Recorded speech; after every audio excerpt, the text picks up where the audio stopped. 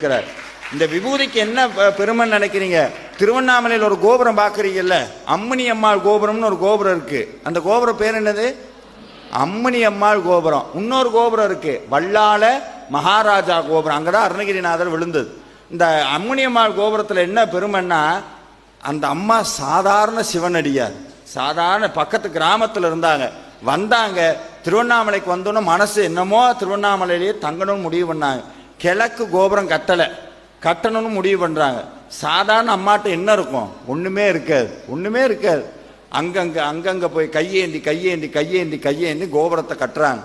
பாதி தூரம் கட்டி முடிச்சோன்னா மைசூர் மகாராஜாட்ட போய் பாதி கொஞ்சம் காசு வாங்கி, அதுக்கப்புறம் கட்ட முடியல. இந்த கோபுரம் இன்னைக்கு கட்ட முடியுமா? இன்னைக்கெல்லாம் நினைச்சாலும் முடியாது. அம்மணி அம்மான்ற ஒரு சாதாரண சிவனடியார் இந்த கோபுரத்தை கட்டும்போது சிவபெருமான் கனவுல போய் சொன்னார், கவலைப்படாத, என் திருநீரை கூடு, கோபுரம் உயரும்னார்.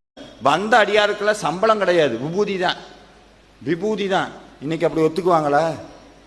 இன்னைக்கு ஒத்துக்குவாங்களா? ஆனா அப்படி இருந்தாங்க. ஏன் இன்ன வரைக்கும் திருவண்ணாமலையில சிவபெருமான் இருக்கிறாருன்னா காரணம் காசோ பணமோ ராஜா கட்டணங்காட்டி இல்ல, ஒவ்வொருத்தரும் உள்ள உயிரை கொடுத்து வச்சிருக்கிறாங்க. இன்னைக்கு நம்மளை மாதிரி போறோம், 10,000 ரூபா போடுறோம், போட்டோம்னா நேராக போய் சாமிகிட்ட நின்று நம்ம பேரு ராசி நட்சத்திரம் வயிற்றுல இருக்க குழந்தை எல்லாம் சொல்லி அர்ச்சனை பண்ற பழக்கம் அப்படி கிடையாது.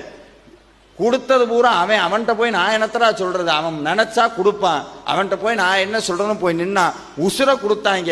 விபூதி கொடுத்தே கட்டின கோபுரம் அம்மணி அம்மாள் கோபுரம், விபூதி கொடுத்தே.